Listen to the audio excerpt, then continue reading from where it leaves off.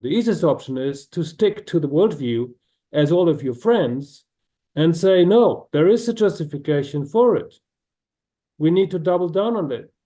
They had it coming. This is there is some justification for it.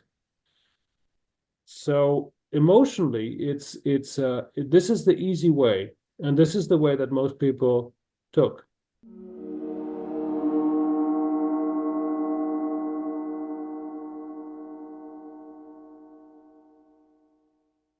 Tonight's panel is concerned with anti-Semitism online after October 7th, a very weighty topic. And we are pleased and privileged to have two of the world's leading experts to inform us tonight about this. I'm eager to learn from them, and I'm sure that you are all too. Thank you for being here. To take part in exploring this important topic. It's much appreciated if you would put your questions in the chat at any point, because the way this works is each of the speakers talks for 15 to 18 minutes. We keep it relatively brief because after that, the speakers engage in colloquy amongst themselves, or I may also mix in a little as well. And then we turn to Q&A with the audience. So without further ado, the speakers in the following order will present. Up first tonight is Dr. Matthias J. Becker. Matthias is the founder and head of the international research project Decoding Antisemitism at the Technische Universität Berlin. Becker's presentation will introduce the project and its research design and discuss the latest findings from his case studies concerning October 7. After Matthias Becker, up next is Gunter Jekeli. Dr. Jekeli holds the Erna B. Rosenfeld Professorship at the Institute for the Study of Contemporary Antisemitism in the Bourne's Jewish Studies program at Indiana University.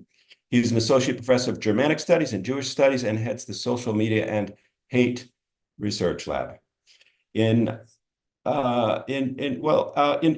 each of their presentations, both of the speakers will, in different ways, confront the problem of anti-Semitism online, its escalation to unprecedented levels, for example, way in which the accusation of genocide functions as a new blood libel used to justify terror against Jews. And so I turn it over now to the experts to let them delve into the details. Matthias, you're up first. Thank you so much, Gabby. Thank you so much for having me. It's an honor to be here also together with Günther. And so, as you said, I will keep it brief. I will just get directly to the introduction into the Decoding Antisemitism project. Let me just pull up some slides because it's much easier to talk about this if you just get a visual impression of the issue. And since we don't have much time, on most of the slides, you will find a QR code. So feel free to scan it if you want to have more information about background information about that particular content of the slide.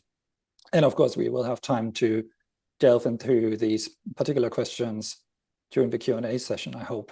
So yeah, Gabby already mentioned it, Decoding Antisemitism. My background is cognitive linguistics. I've been working on anti-Semitism, in particular on social media in the last 12 years. And I was mainly interested in the way how Jew hatred manifests itself on social media today. And not only like looking into percentages and how it increases, but actually what kind of specific content characteristics can you find? What are the communicative patterns through which those, may it be stereotypes or analogies, are communicated by web users? And here I'm not really focusing on fringe communities, right-wing extremism, Islamist groups, etc., but really showing a lot of interest into how Jew hatred is communicated in politically moderate mainstream discourse, because this is very often overlooked. And I think this is a huge problem. So when we talk about anti-Semitism online, of course, there are various challenges that we need to take into account. First of all, anti-Semitism is a very complex hate ideology, 2,000 years old. You all know that. It morphed throughout the centuries. There are various age-old and also updated stereotypes in place. And people who do research on social media, of course, need to know these different content-related shapes of Jew hatred. Secondly, if you compare this kind of pattern analysis of like social media discourse with the discourse analysis we had in previous decades, I think we can agree that the interactive web is very challenging as a communication sphere because there are just so many bottom-up processes. There are so many, let's say, cooks and like input coming from various groups, various anonymous individuals, so that you don't have that kind of classical top-down process like in previous decades, where you actually could generalize to some extent how Jew hatred expressed itself in this or that particular milieu. And the third challenge would, of course, be communication itself. So we are no machines. We are human beings. We have particular situations in which we communicate. There are principles of indirectness and politeness all around us. There are many, many ways how we can allude to a particular idea through various means of communication. And that's, of course, true for the political arena, for political language use, for media language, and especially when it comes to a hate ideology, which is tabooed, right? So as soon as there's some collective awareness that it might not be the best idea to reproduce an anti-Semitic stereotype, of course, people get creative. And so here we are getting to the topic of implicit anti-Semitism, right? So decoding anti-Semitism is really focusing on that second group that you can see here. So it's not so much the one-to-one relationship between a concept, which would be a stereotype, for instance, and the applied language, or for instance, slurs, but actually innovative speech, creative speech. You have, of course, also the problem of semantic gaps. When we talk about online discourse, there's a lot of cross-references within a comment section. And in order to understand the full meaning of a statement, you need to take into account, first of all, the context around that particular comment of interest, and of course, the collective memory. What does language, or what does that slogan actually mean in Germany or in Britain?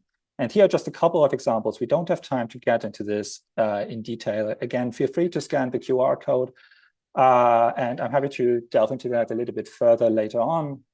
But you can see here just the tiny extract of implicitness, various layers, starting with semiotic markers, going to play on words, allusions, and as the most complex phenomenon, indirect speech acts like rhetorical questions. And all those examples that you can see here stand for at least one anti-Semitic concept, but just not expressed, again, word by word. So there is, of course, the idea that people say, or phenomena that people say, the Holocaust is a hoax that didn't really happen.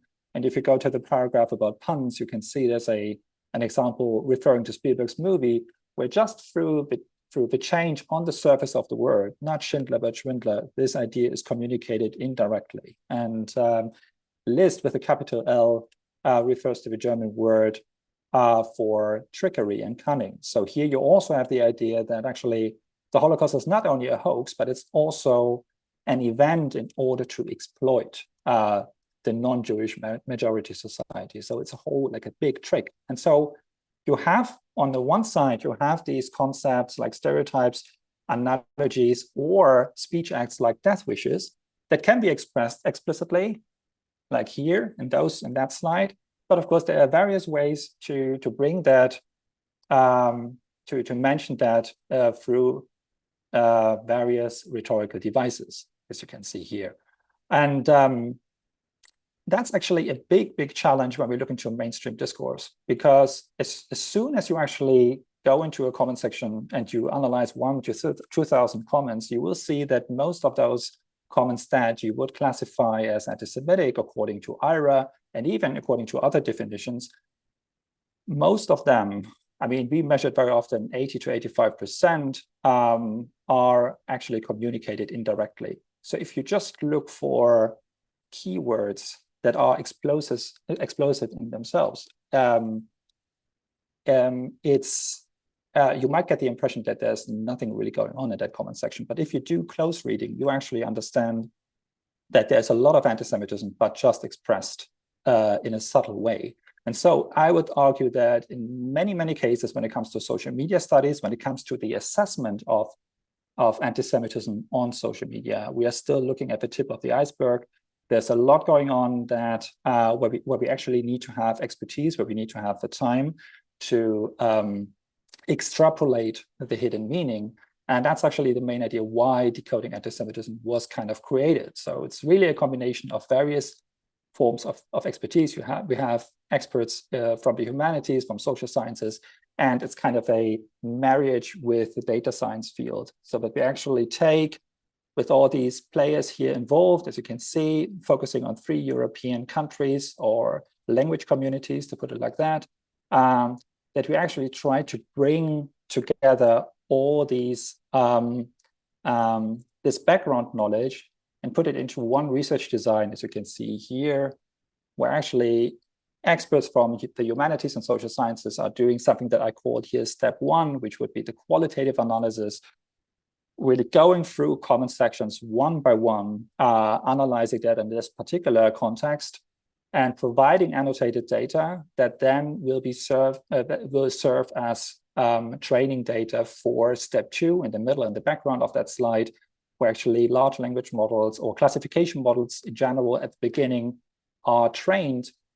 And then, of course, there are various other approaches to improve large language models in order to do the job for us, because then you can dig deep, you can understand how, for instance, in the context of the war in Ukraine or COVID-19 back in the days, how people react to that by reproducing a range of stereotypes. You can understand how these stereotypes are communicated, and then you take that authentic, like this knowledge about authentic hate speech, and you use models in order to do the analysis with far bigger data sets. And when I talk about step 1, the qualitative analysis, I mean that it's actually manual work. You go through comment sections, as you can see here on the right-hand side. You analyze them step by step, following actually 3 questions. On the one hand, is that comment of interest? Is that an anti-Semitic comment? If you decide that this is the case, the second question would be, what kind of concept is reproduced here? And the third question would be, what kind of rhetorical devices are in play? Is it a metaphor? Is it an indirect speech act? Is it kind of a joke? Because mapping that and building a taxonomy helps you understand how, for instance, the stereotype of Jewish power or the Nazi analogy in that online milieu you are interested in becomes more and more acceptable, because web users over time tend to express it more and more overtly. If you can track that, that's really interesting to see, because it tells you a lot about what is permissible to say in your language community. Just a side note, on the left-hand side, you can see the code system, which in our case consists of roughly 150 elements, covering the conceptual and the structural side. So the content and the language are always thought of in combination. So it's not only the content, but always the package as well. By doing, or in the last 4 years, we analyzed 27 discourse events. With discourse events, I mean, for instance, October 7th, or the war in Ukraine, or Kanye West in the US. And we always followed the same approach. We used the same code system, categorical system. And with this very tedious, time-intense approach, we analyzed 130,000 user comments. Now it's probably already 140,000.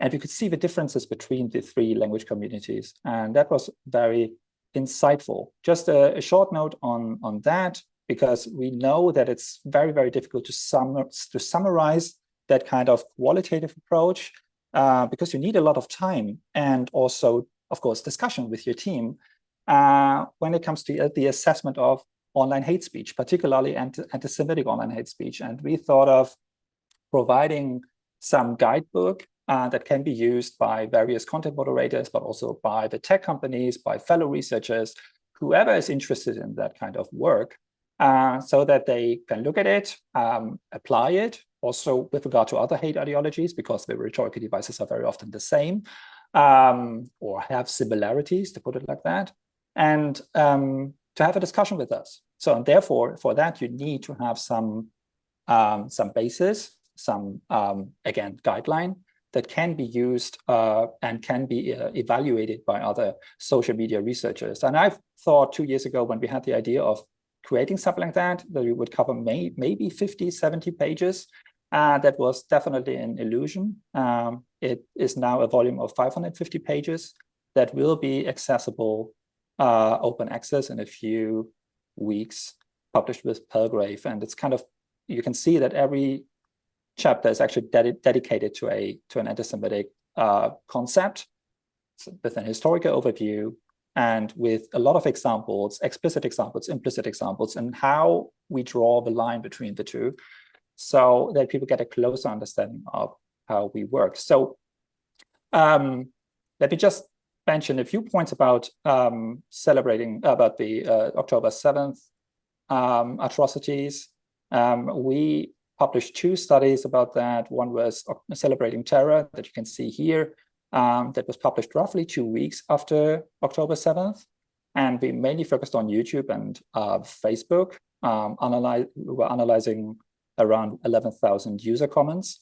And what we could see here was that, in contrast to previous escalation phases in the Middle East, where we could always identify an increase in stereotypes and analogies, right? So there was an escalation phase, there was kind of a real world event, some terror attack, for instance.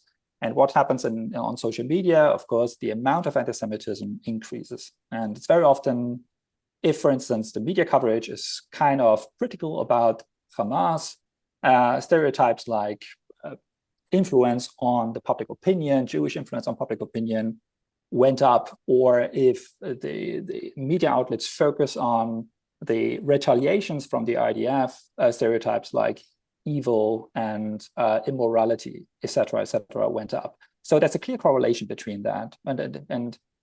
And here on October 7th, we could see that actually the stereotypes and analogies went down.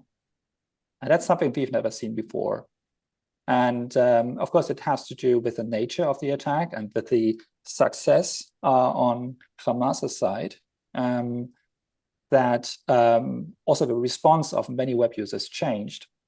But it was just quite unexpected that we couldn't actually, at least in the first days, in the first week, we couldn't find many stereotypes and, for instance, conspiracy myths in the comment sections. What went up were certain forms of self-positioning. And here I really mean the overt expression of like affirmation and glorification of what was shown on social media. And of course, it was not the Hamas footage, but it was the pictures, the videos from the Southern Kibbutzim, from the Nova Festival, the cars, etc. So people were just reacting to that with an unexpected form of joy and a lot of Schadenfreude, and not even trying to hide it through implicit, devices in some way. But there was definitely a lot of, again, glorification. There was, of course, a lot of, multimodal forms of communication. For instance, people used statements like, go on, lads, or thumbs up, or there was statements like, they deserve 60 years of this and not only one day. There was also a very intense, like a strong amount of misogyny. So misogyny and anti-Semitism really got together when we think of the female festival goers. And overt affirmation of anti-Semitism, also expressed via puns or allusions, as you can see here. And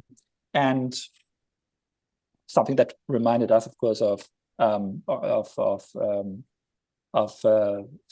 September 2001, the internationalization of violence, that this is just the starting point. So, and this was something that was not only going through the roof on the quantity level. So, and these kind of statements kind of tripled. I mean, anti-Semitism in general tripled very often, particularly in Britain, on the British websites and on the French websites. But it was just the nature of very direct anti-Semitism that was kind of stunning. There were also some concepts coming up, like the denial of Israel's right to exist, and the idea that it's just something that Israel deserved. When you look at those statements here, that came up on a regular basis, followed by Nazi comparisons and conspiracy theories. But again, the focus was really the direct positioning of the respective web user. And we continued that study. Oh, yeah, just, of course, I mentioned multimodality. You see here a range of course, memes and also deepfakes. I mentioned in that overview for implicit structures, I also mentioned icons, or I showed semiotic markers. And of course, the paraglider symbol became a visual element to approve and to glorify of what happened on October 7th. So that was something that came up on a regular basis in our data sets as well.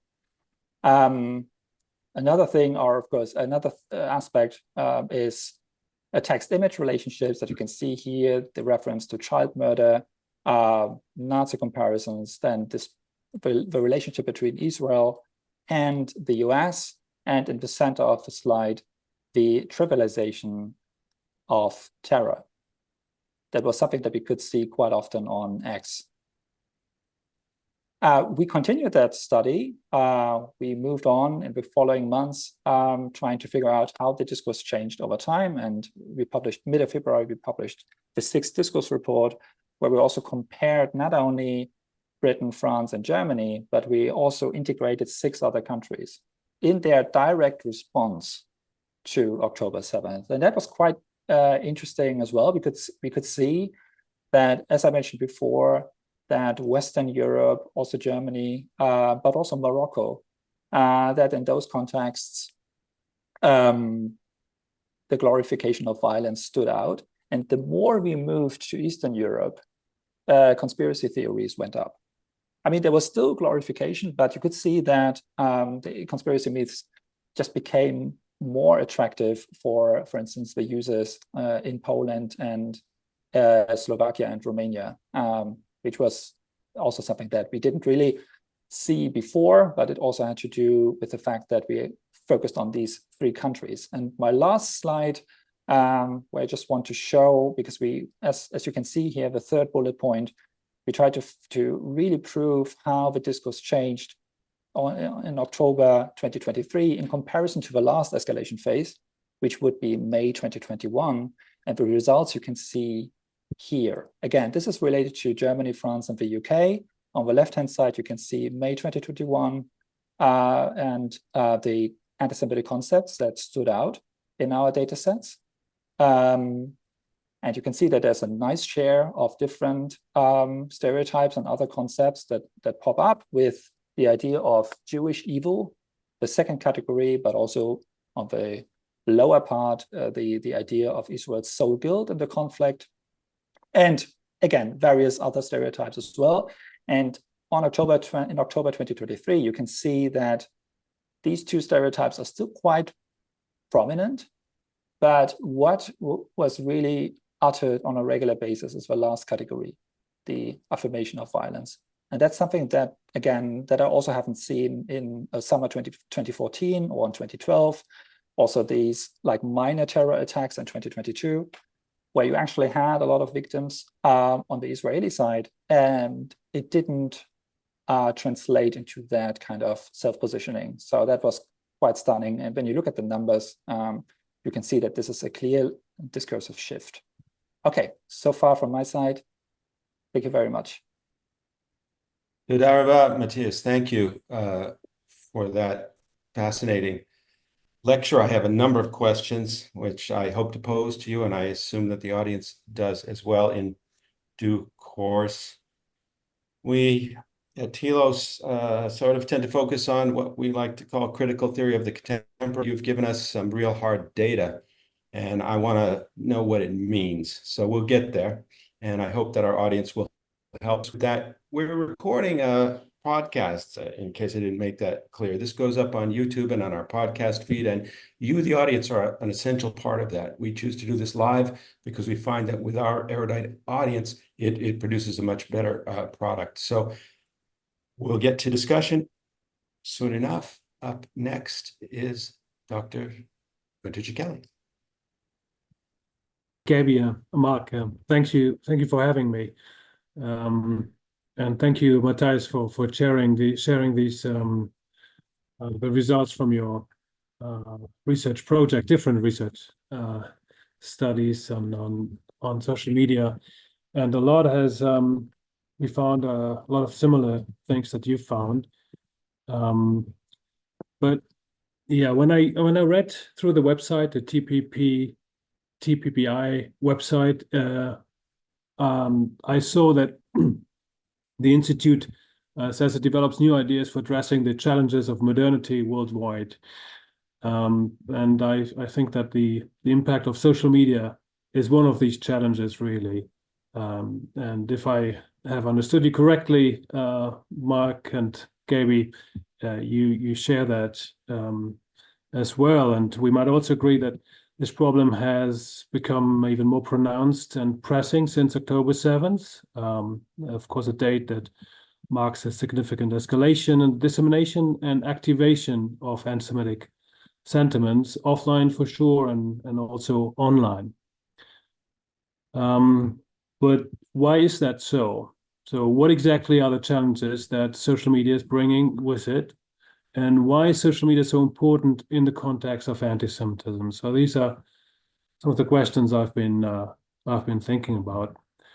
Well, for one, on a general level, social media has become an integral part of most people's social life, and it's today among the most important sources of information, and also increasingly so one of the most important sources of emotion.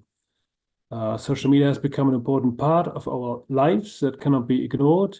And I can give you some numbers. The number of social media users worldwide has increased from 1.9 billion users in 2014 to more than 5 billion users this year. These users spend on average 143 minutes per day. That is well over 2 hours per day on social media. And the social media penetration rate is more than 60% globally, 7% in North America and Eastern Europe, and about 80% in Western and Northern Europe. So that is just to give you a dimension that this is really relevant part of many people's lives.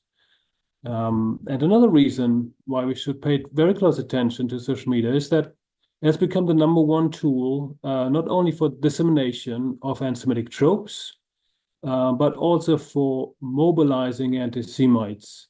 So, and this is what I think what we, Tess and I, share here, that we have observed a lot of dissemination of anti-Semitic tropes for many years, increasingly so, many different ones. But since October 7th, we have really observed this call for violence, call for murder of Jews. Yeah, we have observed this really different level of online anti-Semitism, both quantitatively and qualitatively. So quantitatively, it's still tricky to put this in numbers. We're working on this in our social media research lab, and I'm happy to go into more detail then in the Q&A about the difficulties of that and some methods that we think we can get some meaningful figures. But qualitatively, it's not so much the viciousness of the anti-Semitic messages. So we found extremely vicious anti-Semitic messages also before October 7th.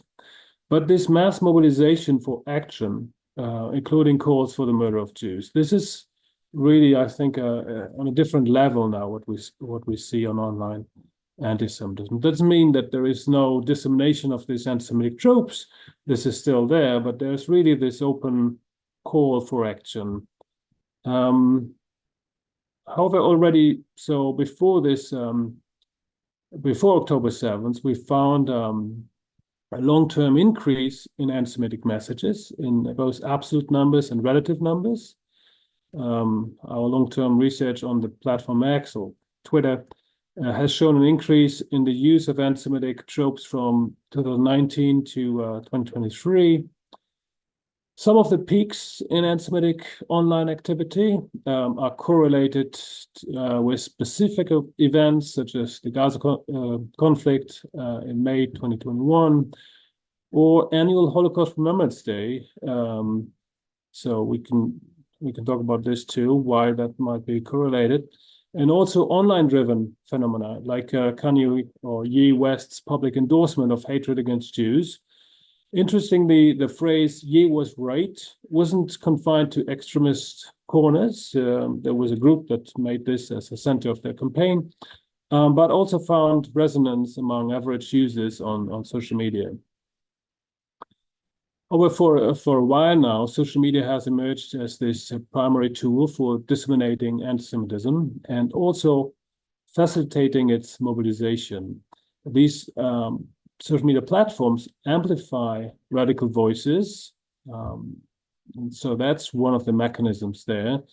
That's specific. And so making these anti-Semitic sentiments more prominent and actionable. But how exactly does this amplification work and why is it so effective? We know from social psychology that confirmation bias is the default approach to new information rather than critical thinking or rational evaluation of new information. And many social media users operate with this with a confirmation bias that predisposes them to negative stereotypes about Jews. This bias, reinforced by centuries-old anti-Semitic tropes, can be easily activated through emotions and triggers. And this is what social media consumption often does. So anti-Semitic sentiments shift then from being merely potent to becoming salient and actionable under certain conditions.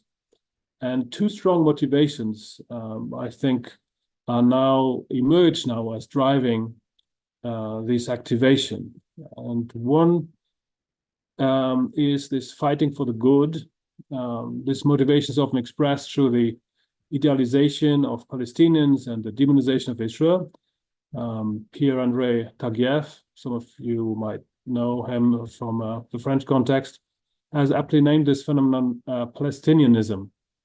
So this portrays the conflict in very moralistic terms, where supporting unconditionally the Palestinian cause, in quotation mark, is equated with fighting for justice and human rights, and this then demonizing Israel and by extension Jews. And secondly, so this is prominent in many corners, many from the politically left very often, but also in the mainstream. And then secondly, there is a strong motivation defending the nation against the perceived threat of immigration, which is more prominent among right-wing users. And this is the idea that that scapegoats Jews for what's called the Great Replacement, that claims that Jews are orchestrating mass immigration to undermine national integrity. So this theory has gained traction in recent years, and then fuels anti-Semitic sentiments. And we found this in recently in our research lab. We saw really a push for that with the election of Mexico's new president, Claudia Sheinbaum, who has Jewish origins, and then these kind of conspiracy theories went up there.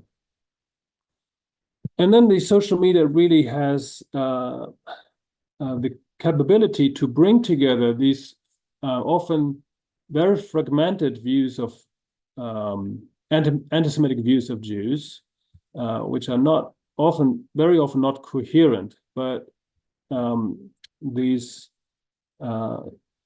type of conversation that we have on social media can bridge ideological differences. And that's why I think one of the most concerning aspects is then this anti-Semitic mobilization that can work with the snippets of ideology. And this is then that can bridge then also these ideological differences. We see examples of this in the glorification of Hamas and in the misuse also of Holocaust memory against Jews. And this convergence of the radical left and extreme right ideologies, as well as its infiltration into academic spaces, the arts, and mainstream conversations, highlights the perversive nature of this contemporary anti-Semitism. And this can be in extreme cases where the extreme right is cheering Hamas, and Matthias showed us some of the memes there. And we saw this as well immediately after October 7th. On October 7th, actually, we saw memes that pictures Pepe the Frog, a symbol of the alt-right, as a paraglider invading Israel. I think, Matthias, you showed this image, one of these.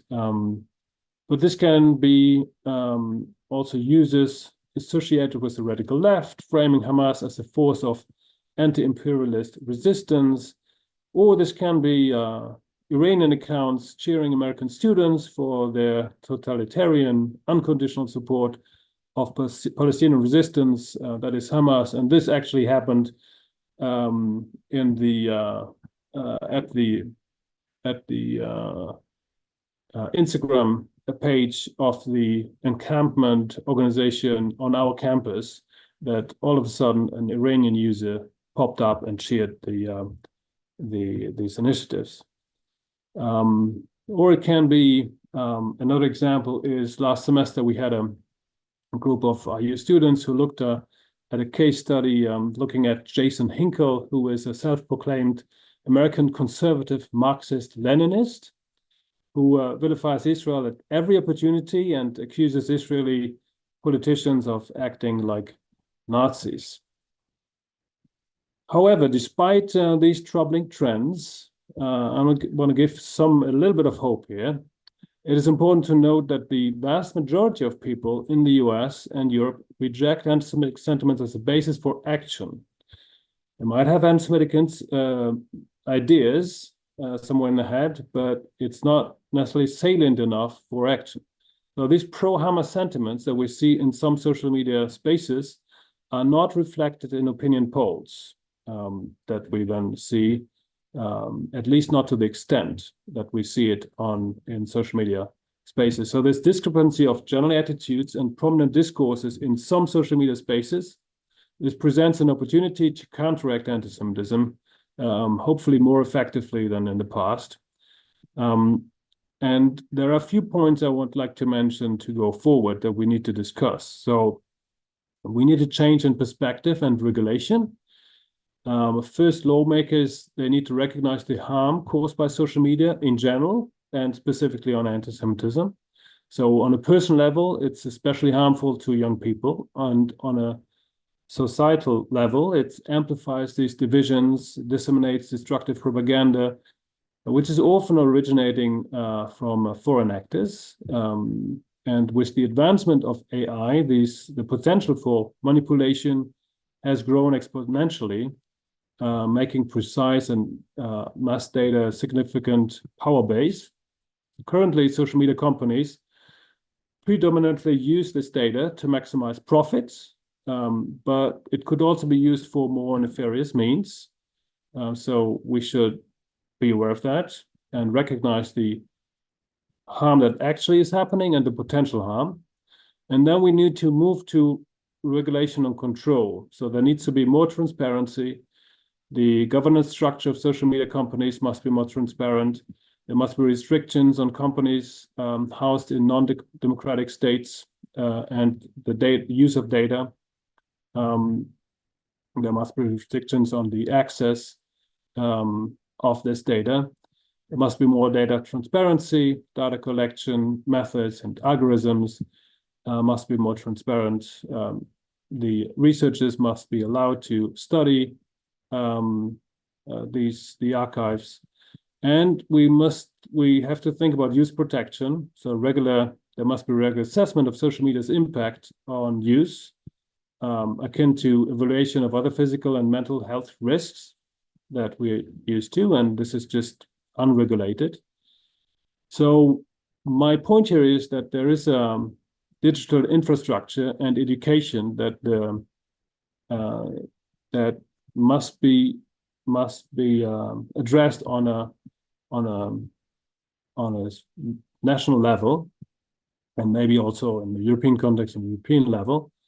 And the governments should collaborate with trustworthy private organizations to regulate social media effectively. And also the education of students, how to identify reliable information and sources is crucial. So there's a big gap in the technical development of the possibilities that we have in using these new tools, and our capability of knowing about the risk and also mitigating the risk. So just to conclude that briefly, I think this mobilization of anti-Semitism across the ideological borders, but in general, this shift that we have seen at the level of anti-Semitism that we can see since October 7th, we must recognize this, and it's imperative that we act decisively to protect individuals and also society from these dangers posed by this unchecked anti-Semitism in the digital age. And we need to get more serious in addressing this harm. So the social media companies, since 2017, they have at least voiced some interest in looking at that and have done a little bit of that, but that is not their focus. They don't put a lot of resources into that. And so we need to put more pressure on the social media companies and on lawmakers to really track this. So yeah, that I want to conclude with that, and then I'm more than happy to speak more about our individual studies and what we found so far and what we see on X and other platforms that are more fringe. Thank you. Thank you, Gunter. I have a number of questions indeed to follow up on this fertile data and analysis that can use, I guess, in our conversation, even more analysis. Let's probe this material, which I'm so grateful to both of you for having presented here tonight, for having gathered it and presented. Before I get into the questions, which we have a number in the queue, we have an eager audience here. Might I ask the two of you, do you have thoughts for one another? Your work seems to me fairly closely aligned, overlapping, each of you unique in your own ways, but as the other was speaking, and as we consider this problem of online anti-Semitism, might you, as the experts, have some of the best questions for each other, I wonder, just to start? What would you like to find out? If Gunter knew, what would it be? And Gunter, if Matthias knew something, anyway. Yeah, thank you. And Gunter, thanks for this excellent talk. And since you pointed out that particular aspect of mass mobilization, that it was less, also relevant, but in your data sets, not so much the viciousness of anti-Semitic statements, but this aspect of mobilization. Is that something that you mainly found? Was there a concentration of those phenomena on a particular platform, or could you see that in the broader range of your data sets, platforms, etc.? That would be my question. And this second part of your presentation about what we should do with that and what needs to be done, because we are, as we mentioned beforehand, and as you, Gabi, pointed out, that it's kind of really a turning point now, and really a radicalization in an unprecedented fashion.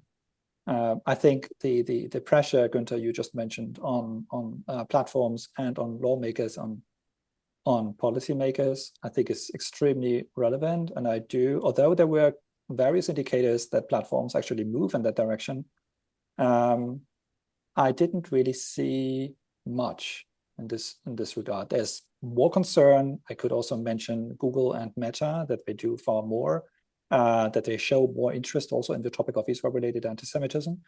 But what I miss is a comprehensive package that, like a framework provided by let's say the political arena, that we can actually, that we as social media researchers have the ability to access data, as you said, that we can do our studies on that we can send that information in a short time frame back, but then also to see what will be done with that, on which level. Is it more the educational work? Is it more also the reflection on our instruments in the field of law, right? How do we assess hate speech?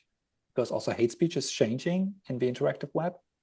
And then what kind of, let's say, suggestions, to put it diplomatic, should policymakers express towards those platforms, and what is actually feasible in a realistic way? Because for a long time, that was actually ignored.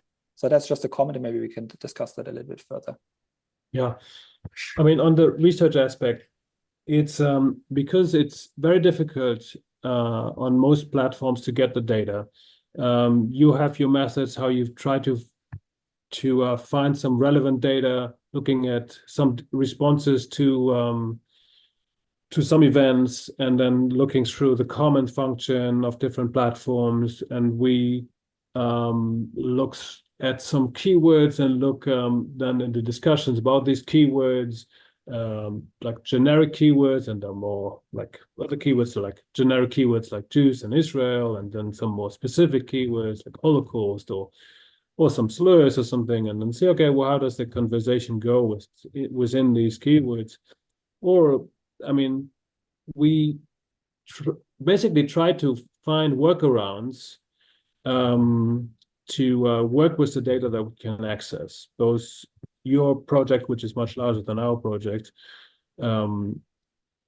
but we don't get really good access to the platform's data, and of course not to their algorithms, which would be much more interesting even. So we try to find out some indications how their algorithms work. What we know is that it's in the nature of their interest also to put controversial discussions to make them more visible, because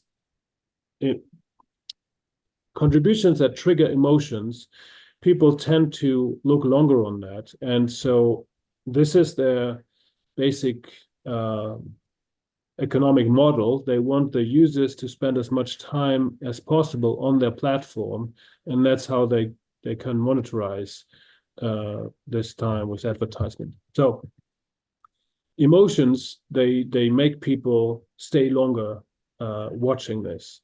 So that's why it makes sense that emotionalizing images such as killed children in Gaza, that they are forwarded very often and then looked at very often in these kind of posts or other posts that are controversial.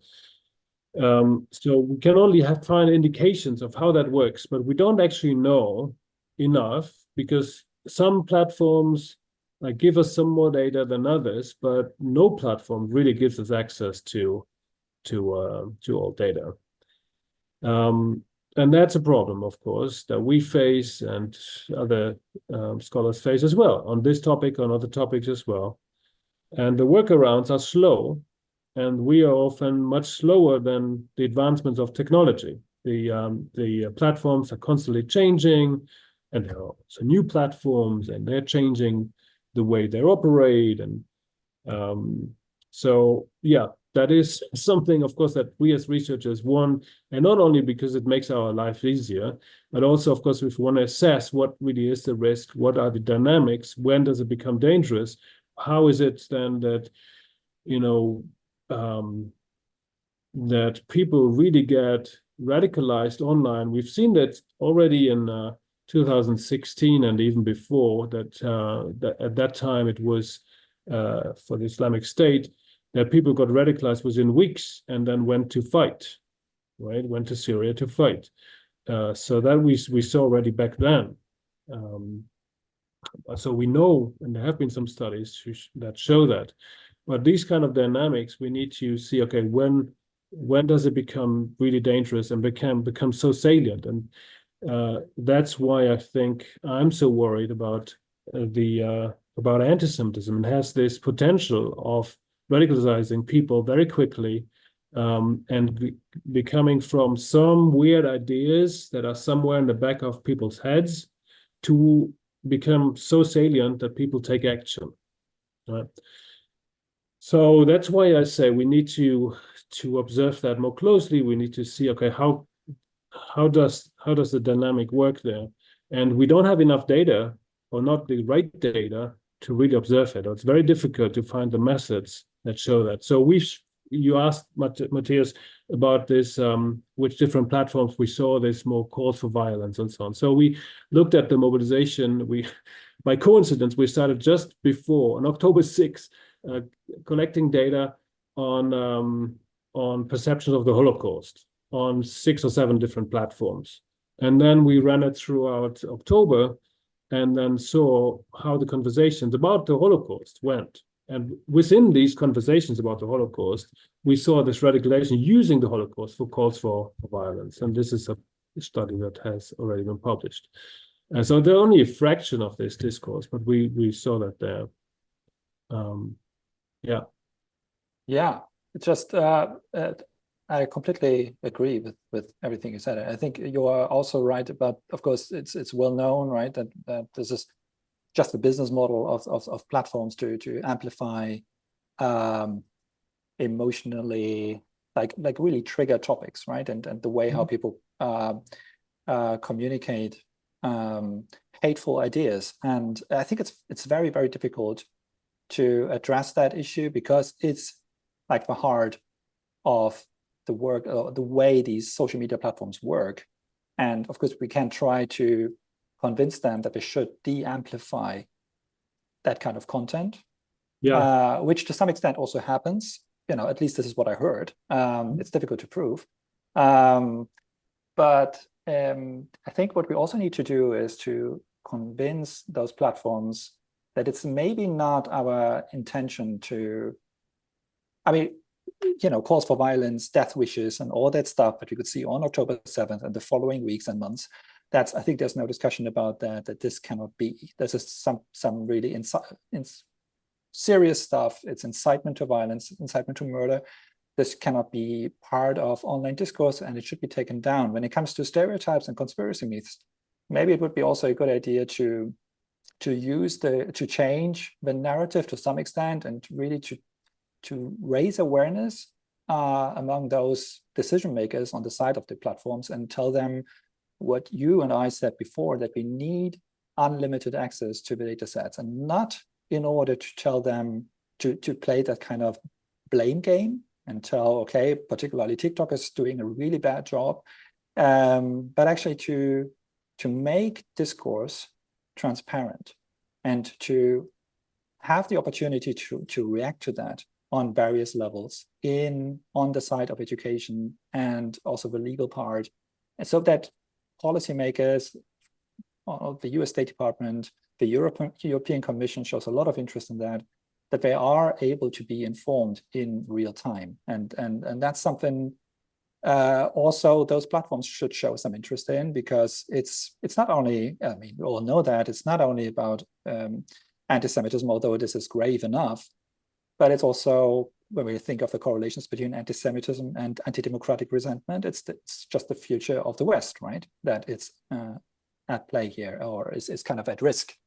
And therefore, I think we just need to move forward in some other way. And given also, and that's just my last remark, I think given the amount of, well, the incredible development on the technological side, with generative AI, etc., I think we are also at a point that if we use a good, like a clear, like an accurately annotated data set, and we have a clear understanding of how, for instance, the idea of Jewish power or greed or child murder or, but the charge of genocide and all that, how this is laid out.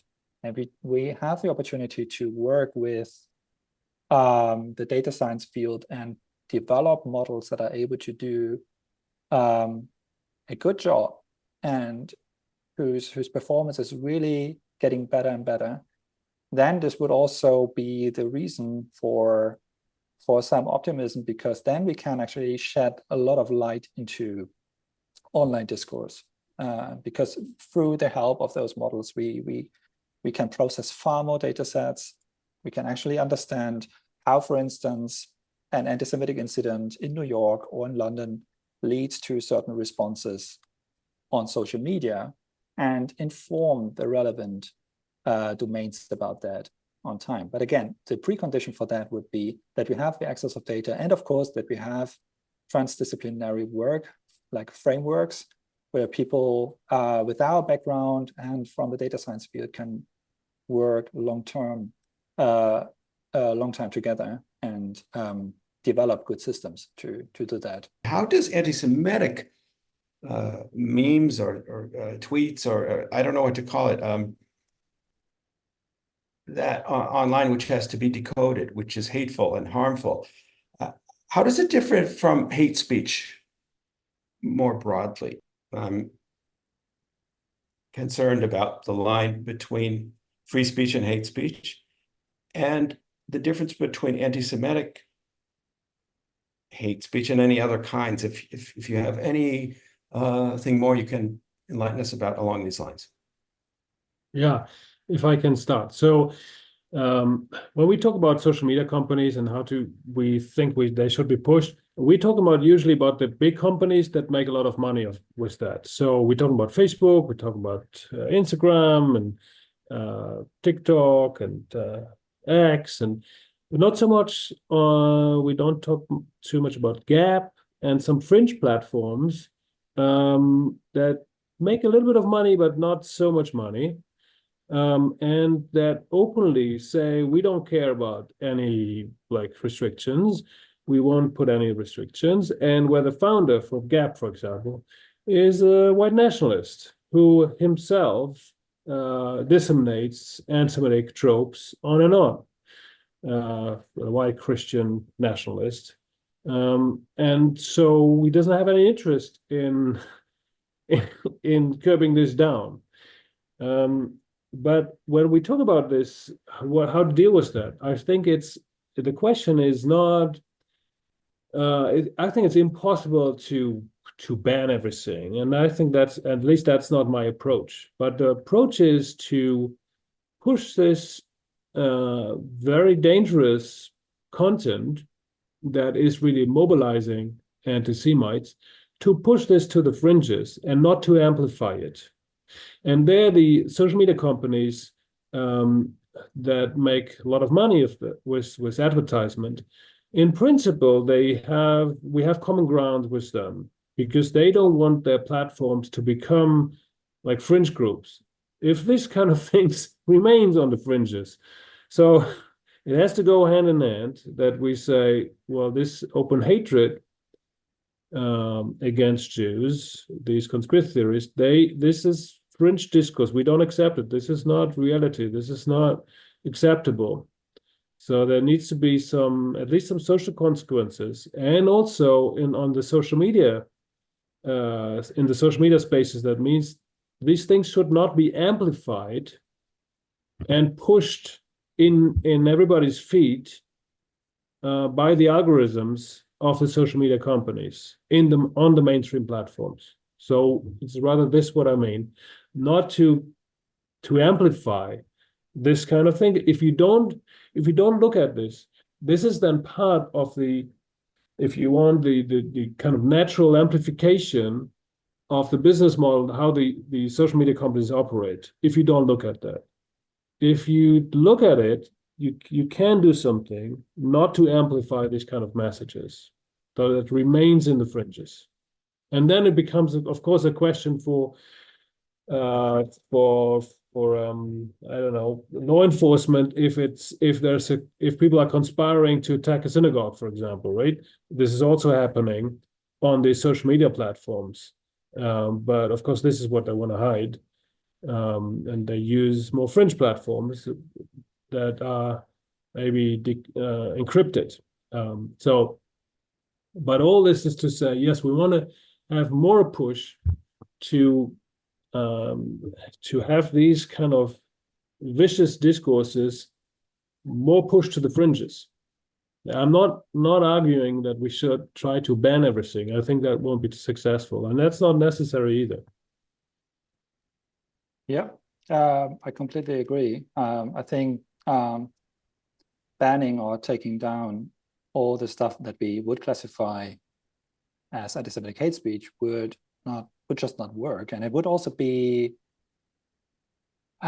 it might actually be also a bad idea, because we do that kind of work in order to understand also what kind of conspiracy ideas, what kind of also emotional qualities come up within our society, right? So social media studies are, from my understanding, and I have a lot of concerns about just relying on surveys and polls, because there are a lot of methodological issues there. We can delve into that a little bit later. But social media studies where you actually examine self-motivated statements by web users who think because of anonymity, they can just say what they want, what they always felt, and there's no barrier, there's no constraint, gives you, if you have the right tools and like a representative set of data, can tell you quite a lot about the current fears and needs and sources of anger and conspirational ideas within your society or the milieu you are interested in. So taking that down maybe is not the best idea. I would say taking down forms of overt hatred in forms of speech acts like incitement to violence, death wishes, etc. That's another story. So what we understand as hate speech in the context of a decoding project would just be anti-Semitic hate speech consists of those speech acts that I just mentioned, stereotypes, and demonizing historic analogies. So kind of the reproduction of those concepts that I mentioned before. And so hate speech is not per se hateful speech, right? The combination of hate and speech actually leads to another. It can also be full of fear. It can be other emotions at play. But the main aspect to it is, of course, that you generalize, you essentialize negative character traits on a group of people based on their race, color, ethnicity, etc., etc. And that's, of course, quite a challenge when it comes to anti-Semitism, since you brought up, anti-Semitic hate speech versus other forms of hate speech.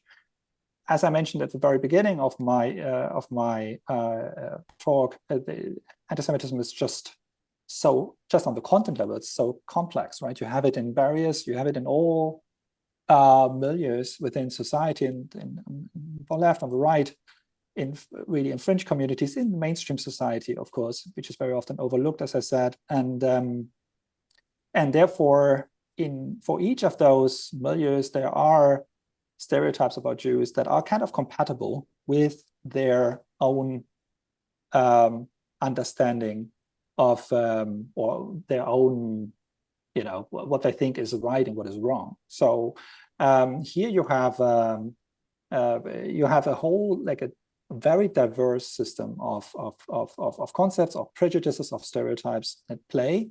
And this is, of course, one of the major differences to other forms of hate speech, right? When you compare anti-Semitism and racism, of course, the racist looks, metaphorically speaking, down, and the forms of hate speech are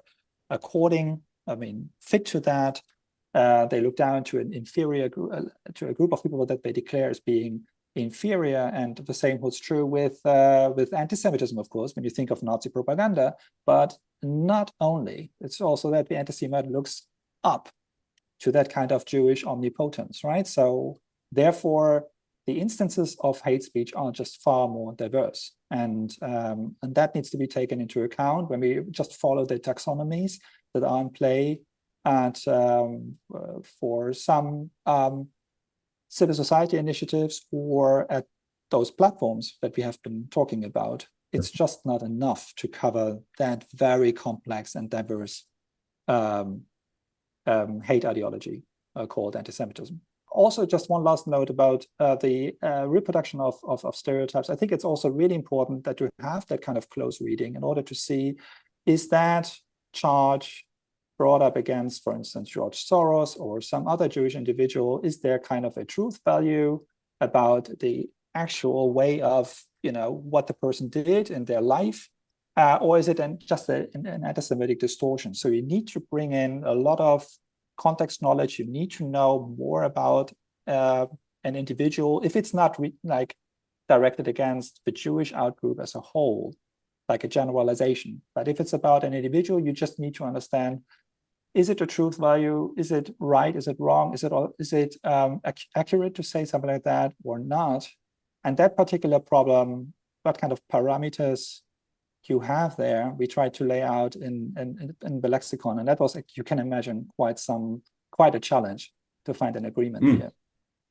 By the way, we have a number of distinguished attendees in the audience from Latin America, Brazil, Argentina, from North America, New York, and Canada. You folks, you two are in Europe, and I'm here stuck at this bivouac on the edge of a volcano. This villa in a jungle, as it were. So I hope that those distinguished attendees may consider posing a question if they haven't yet, and even joining us on the screen if you'd be willing. And while you think that over, David Penn, the editor of Telos, asks something I'm curious about as well. How do you explain the increase in anti-Semitism immediately after October 7 and before the Israeli military had responded? What was the rhetorical significance of the attacks of October 7? He continues to elaborate the question. I guess I wondered about this too, in a way, although I hadn't thought to articulate it to myself, oddly enough. I just somehow expected it, even though it's shocking and insane. Now I'm editorializing. How do you explain it? The response before Israel had responded, when, look, we thought there might be some sympathy. For once, honestly, I can tell you Israelis thought maybe the world now gets what fighting terrorism is like on your border every day. That's a basic sentiment in Israel, as you guys know better than as well as I do. Why did it go the other way? I have a simple explanation for it. I struggled with that for some weeks, but there's a certain logic to it.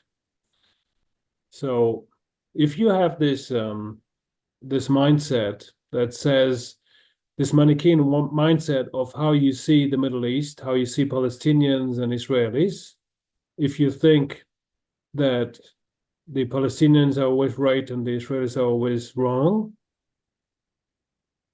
and then October 7th happened. So you have two choices. Either you say, well, I was completely wrong on all accounts. How can this happen? Whatever you think about what Israel should exist or not, this is bad. This is so bad. There is just no justification of these barbarous crimes that we saw on October. So everybody saw it. There is no excuse not to know about it, really. So if you have this, so you have this choice, you can say, oh, I was so wrong. And then I have to change my worldview, really. And this is not the easiest option. The easiest option is to stick to the worldview as all of your friends, or most of your friends, and say, no, there is a justification for it. We need to double down on it. They had it coming. There is some justification for it. So emotionally, this is the easy way, and this is the way that most people took. So it's sad, it's against rational thinking, but as I said, confirmation bias is the default position and not rethinking our. And I had a conversation immediately, a few days, I think on the Monday, on Tuesday afterwards, I had on a radio show, local radio show, I had a discussion about that with one of the leaders, student leaders of the Palestinian Solidarity Committee, and with somebody from Jewish Voice for Peace, who was presented as the Jewish voice by the radio moderator, and me. And we had exactly this conversation, saying, look, what you know what happened. So how can you stick to that? And they all doubled down, more or less. But eventually, yes. And it radicalized then afterwards, two that I found afterwards. I mean, this both this representative of Jewish Voice for Peace became more radical in the months that followed, and the student leader ended up with posting "Glory to Hamas," literally. So there was a radicalization, and there's this emotional logic to it. Doctor, I have to say, just in passing, I'll turn it over to Matthias, but I'm struck by the truth of what you're saying once you apply this uncommon common sense. Of course, people who are so far out on a limb with all of their political views, a whole host of them that are refuted by October 7th, of course, they're human beings. What do you expect them to do? Say, I was wrong? They're people. They double down. Yeah. I had not understood that before. Matthias, would you like to add anything on this question? Yeah. I completely agree with this assessment. And we were kind of, when we started working on that study, Celebrating Terror, as I mentioned before, we were really focusing on the response before the IDF retaliations actually started, right? And everybody in the team was very surprised that there was not even forms of justification in some way that, for instance, you guys had it coming. Just look at what happened in the last decades. You shouldn't be surprised. But actually, just even without this kind of argumentative structure, people were just saying it's great and it should happen. And it's just, there's no way to hide that anymore.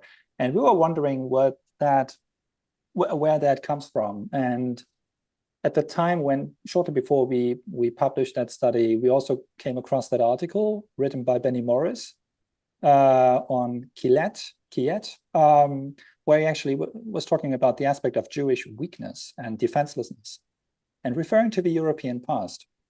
And it was quite a striking argument because he pointed out to the similarities that we could see not only in World War II and what happened as soon as these collaborators in Eastern Europe saw what happened to Jewish groups, that they saw the violence and they applied the violence themselves, right? Because they saw it in the first place and they felt emboldened to do so as well, right? But this was also something that we could see in the 19th century. So before that, in other escalation phases, the main narrative in the media was Jews as the oppressors, right? Israel as a military state, showing no compassion, being evil and destroying Palestinian life, which was really covering the headlines immediately. And the confrontation since October 7th as a discourse event was so different, right? Because the suffering on the Jewish-Israeli side stood in the foreground. The response also went into another direction. And I would argue, of course, there were many incidents of anti-Semitic violence where you actually had Jewish individuals or groups being hurt or even killed in the past, but not to such an extent. And I would say that this is something that for the first time came up in that era of social media, that you have such a relevant, such a big, horrific event of killing of Jewish life, and the correlation with the clear appreciation of that that I couldn't see beforehand. And I think it's this kind of confrontation with the weakness on the Jewish side and the celebration of that, because again, the discourse events beforehand were just very different in their structure and the way how Jews and Israelis were depicted. Okay, we've got questions in the queue. Not easy questions. It's not an easy topic, as you guys know better than anyone. One of our attendees asks, what does the world reaction say about the concept that we're accustomed to assume in our day and age of human solidarity from two sides? I don't want to make this easy for you, and the questioner in the queue doesn't either, from two sides. Actually, Gunter's written about this. If anyone wants to read about it, it's a fine thing that the questioner has picked up on something that is so essential to the discussion that actually one of our participants has authored an article about this, which I recommend to your attention. We think of humanity as a notion or an idea that implies universal solidarity. Given your in-depth study of the data, can you address the problem of the apparent lack of solidarity for Jewish Israeli civilians, Shadi Luke, and all the rest, on the one hand? On the other hand, Israel's detractors will say, look at the numbers. Look at the sheer quantity of deaths on the Palestinian side. What is going on with our, I think we can all, I mean, I'm going to speak for all of us now. I know that I grew up with some vague notion that humanity had certain responsibilities to itself, and there were limits to what hostility could do. There are claims and counterclaims on both sides about this problem. I'm sorry to give you such a hard problem. It comes from our question queue. And actually, I know that you've given it some thought. So what do you say? I just shared the link to this paper in the chat, but this is only to us in the panel. That I think the audience cannot see it. But my question was really when I saw that what happened on October 7th, all the reactions online, and I mean, Matthias got more into detail of what was happening really online and what's still happening, but offline as well, the reactions to it. So I really was puzzled by what does it mean in terms of how we think about humanity. If this can happen, full stop. I mean, is that not only some, sadists, a few sadists doing that, but actually about 3,000 people doing it and then endorsing it. So I think this endorsement of it, that was even more shocking to me because they were proud of doing this. So when we had previous, at least that's what I thought, that most people have a moral framework that at least tells them this is not okay. This is morally evil if you kill in this way civilians, and this barbarity of it. This is just evil, and this is not only for like in a Jewish, in a Christian, in a Muslim or Islamic context. Well, before that, the Greeks and the Romans and the Hindu, they all had concepts that said, well, you don't treat civilians in this barbaric way. You don't do that. That's evil. And then you had people who were proud of it, and then you had people who were cheering it. So it's really, it was really puzzling, and I'm still puzzled by it. I still don't know what that means, where we are at this point. But then I was kind of reassured by a rabbi from Indianapolis, who basically said, well, the Torah teaches us that we should treat all humans in a way, even if the other people don't.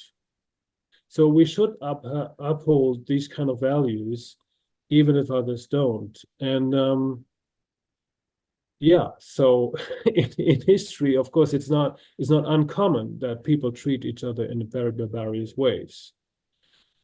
So yeah, but it still shows that too many people, I mean, endorse this barbarous evil. That's obvious. That's kind of my response. Thank you, Gunter. Thank you very much for that. Indeed. These are questions that weigh on all of our minds. If there's a question about human solidarity today, as I also feel, I think I'm not alone. And by raising the question, as you do, I think actually you remind us that none of us are alone, and that your question implies a human solidarity, actually, even when it's most gravely in doubt. I could sign every word Goethe said, and there's nothing to add for me. Yeah, no, indeed. Thank you guys so much. We've known each other a long time. I feel lucky that we have, because in a way, I feel like we've been preparing ourselves for this moment, this time we're in. Although I never expected it. I didn't expect it at all. Israel didn't expect it. We thought we were the startup nation. We thought we were at the end of Jewish history. But now I look at where we're at, and I think actually all the time up to now, for more than a decade, I've been preparing myself with my allies and friends and colleagues. David, do you remember Daniel Dayan, who was also at the conference at Alvin? I'm not sure if you remember him. Sure. He gave a talk about this acceleration of anti-Semitism, and he made some categories, and I don't remember exactly, but I'm often reminded of that there are like different levels of acceleration. And each time we think, oh, we didn't expect that, and then there is a new level, right? It's a great point. I have to think more about that from Diane, and I'm glad you mentioned it. Yeah, it's all too easy to be lulled into a sense of false security. If anyone should be immune to that, you would have thought it would have been us here in Israel, for God's sakes. But in fact, we have to wait for the investigations to see how we were somehow caught off guard, and it just seems insane and impossible that it could be so. But yeah, thank you for reminding me about Danny Diane. We have Carrie Nelson here with a question. We have Julius and Nelly and Luis. If any or all of these participants in this webinar would like to come on to the screen to pose their own questions, I think it's even better. And I think Mark can help you with that. It would be great if you wanted to just join us. And Hi, thank you, Mark. And I'm sorry that I have to leave, but thank you for a really interesting panel. I'll ask quickly. My question was, I'm concerned about Latin America. I study Latin America mostly. And so I was wondering if you have any insights or perhaps resources about anti-Semitism in Latin America. I'm concerned particularly about Colombia, which has broken relations, which surprised even me. I'm Colombian myself. I've been studying Colombia, in a scholarly way for 20 years, and that surprised me. And Brazil as well. And the Latin American Studies Association is right now voting on a resolution related to this. And Latin American Studies Association, of course, studies Latin America. So I'm not sure why they ignore all of the issues going on in Latin America to pass a resolution about Israel. So I was wondering if you could, say if you know anything about that, or if not, maybe point me to places where I can look. Okay, yeah, thank you very much. So from what I know, there's not much going on when it comes to anti-Semitism studies on social media in Latin America. This would be something really, really interesting. For the sixth report, if you have a look at our website, you can also see that we have a chapter on Spain, and the person in charge actually came from Brazil, the author, and she is quite concerned about the developments in Brazil, and he's also doing some discourse analytical study about the online realm. So I would suggest also to be in touch with her. since she really wants to focus on the next years on that particular topic. But maybe Günther, you have another viewpoint on that, but I would say that for quite a long time, the online realm has not really been taken seriously enough. Also, when it comes to the study of Jew hatred, it took quite some time to when you think of even the developments 8 or 9 years ago, when actually certain indicators highlighted the phenomenon of radicalization, and we were mentioning amplification, even documentaries like The Social Dilemma brought up the topic of the decrease of social cohesion because of the work of platforms and their algorithms many years ago. And it took some time until this was taken into account, and now it's actually really on the agenda. Also, I mentioned the European Union, and I mentioned also the US State Department, but we are far from that point that we can say there's a significant rise of country-related studies on that particular topic, even though the trends on social media are so impactful for the future of all these societies. Yeah, most of the studies look at material in English, then a few on German content, and then French, a little bit Spanish, but mostly on Spain, related to Spain, not South America. I mean, there's a vast lack of research when it comes to many languages. Spanish is one of them, Arabic is another one, and I mean, so many. It's a well understudied subject, and yeah. Sorry, Luis, we don't have we don't have information for you really yet, but there is a need for more research on that. Yeah.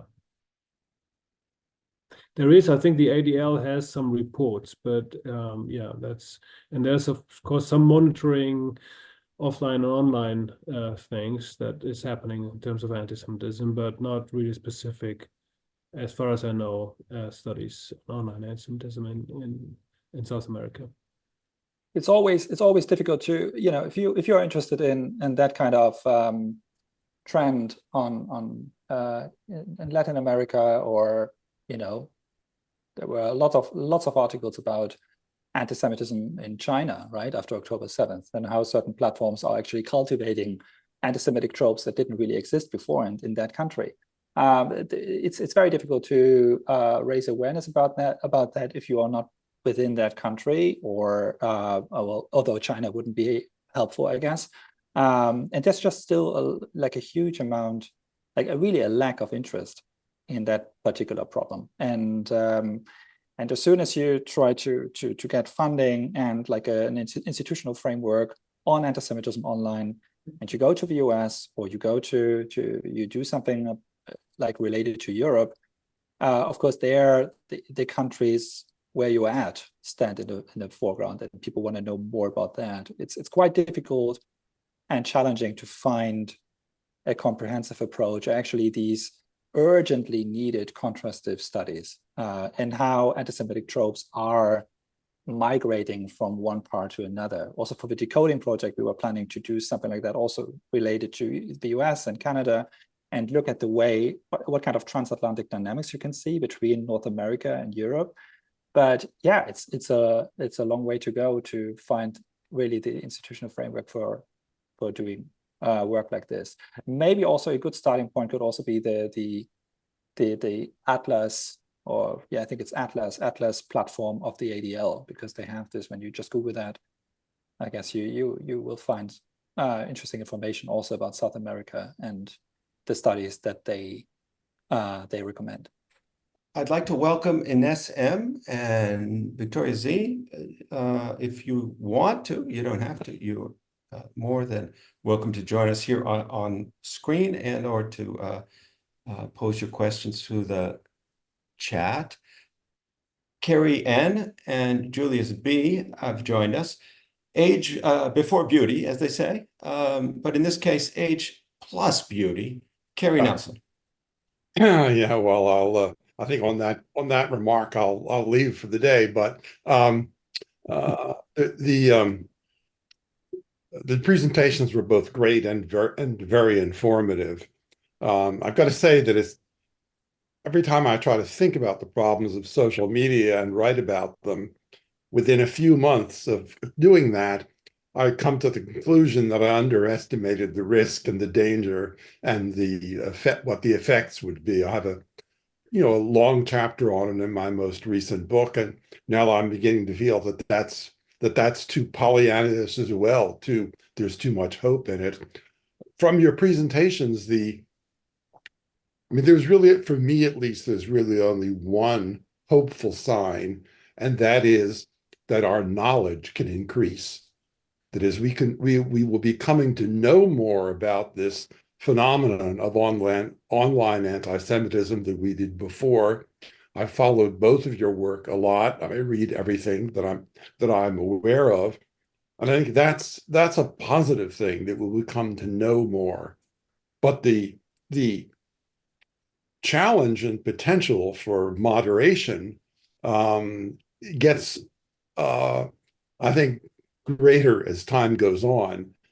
The work that Gunther has done on keywords, keyword anti-Semitic words, which I've followed, is sort of challenged by Gunther's observations about the iceberg, that there's so much in the way of indirect communication that the prospect of moderating it successfully begins to look pretty daunting, unless there's an AI model that can handle all of that incredible amount of data, which certainly any of our individual brains aren't going to be able to do. In that light, I think there's one thing we could do, that we could actually look to the US Congress for. I mostly think of the US Congress as a source of nothing useful, but they could be driven or convinced to demand scholarly access to the platform data. That's a law that the Congress could pass. I can't see them really passing laws that would facilitate moderation much, but they could at least make data available to the two of you and to anyone else who's doing serious work. That's a concise law that they could pass.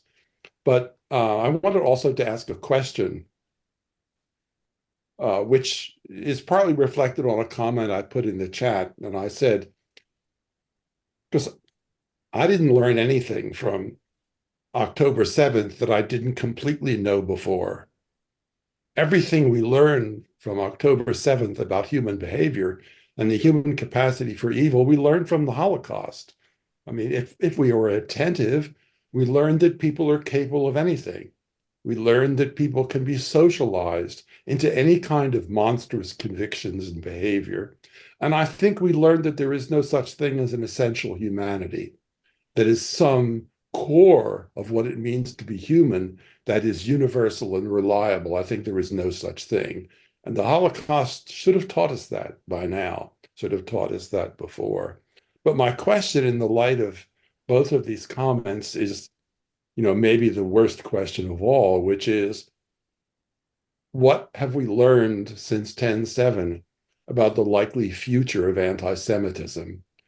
My guess is it's going to get worse. On balance, it's going to get worse, not better. Even though you run into a lot of people who respond to the campus demonstrations and everything else by saying, this too shall pass. It may moderate to some degree, but I don't think it's going to pass. And I think overall, the prospects for anti-Semitism are bleak. And so I'm just curious whether the two of you feel the same way or differently. Right. Yeah, look, Kerry, I agree. We should have known. I should have known. I studied the Holocaust and I should have known, but I was still surprised that this is still, it hasn't changed anything really since the Holocaust. I knew, but I was kind of naively hopeful that some things had changed since. But yeah, no. And that's why I was shocked, I guess. But yeah, but you're right. You're absolutely right. And for the well, I was shocked, certainly shocked, yes, but I didn't feel that I learned something about people that I didn't already know. yeah, I was shocked that they did it, but yeah. I try to think, and often think in factors. What I can see, nobody can really predict the future, and nobody really. And I think if we think about sources, why is this happening? There is the danger that we think one-dimensional and not in that there are different sources, and so I prefer thinking in factors. And if I think about factors that point into a direction that may contribute to diminishing anti-Semitism and factors that contribute into accelerating anti-Semitism, I see more factors and stronger factors since 20 years at least, pointing in the direction that it's getting worse. So I share your assessment here. And the question is, okay, how can we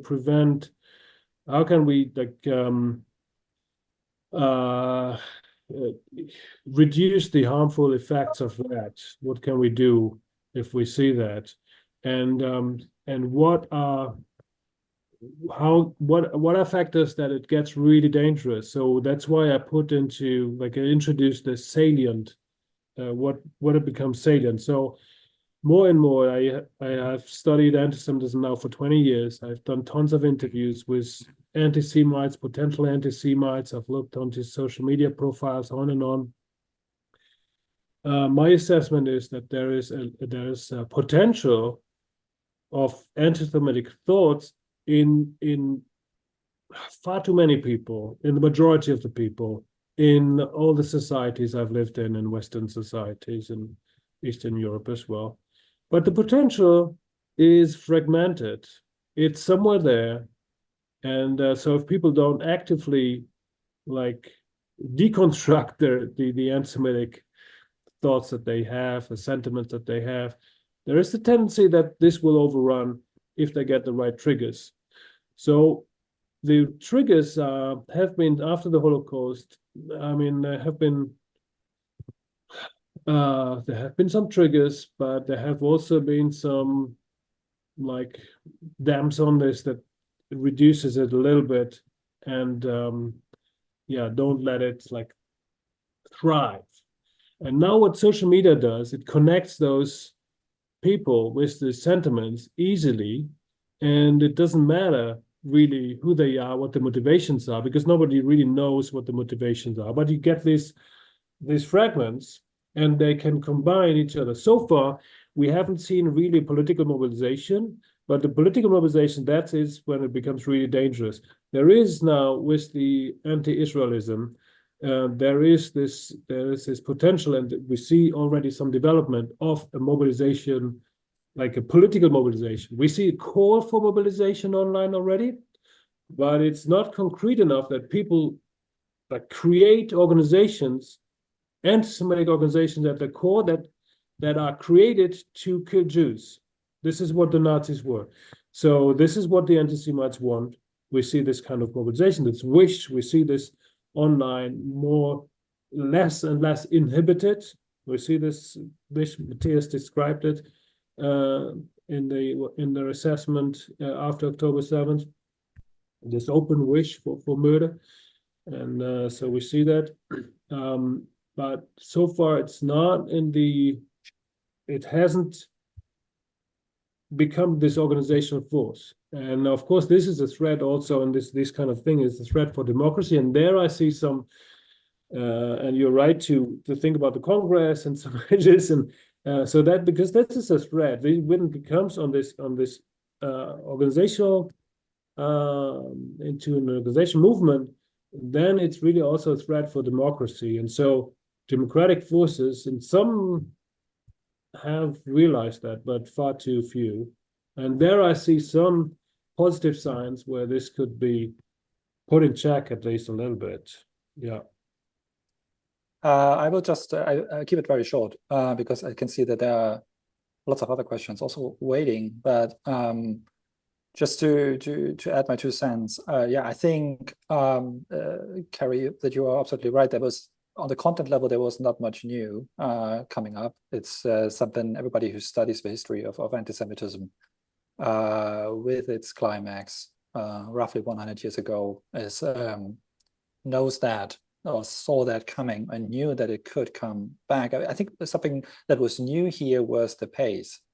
How quickly in a place like the US, things could switch so fast, and that you have these shocking and even sickening developments on social media, and then on campuses, and also in other offline spaces. And I think here what became apparent was people understood much better the correlations between the way how people communicate and what they think and feel, and also how they act afterwards, right? So people who just get confronted in their kind of bubble on social media with the idea that there's a genocide going on and Israel is this and that, just feel reaffirmed over and over again. And this leads to the conviction that they can only be right. And it's incredible how little is needed in order to create such a perfect storm of bigotry. I think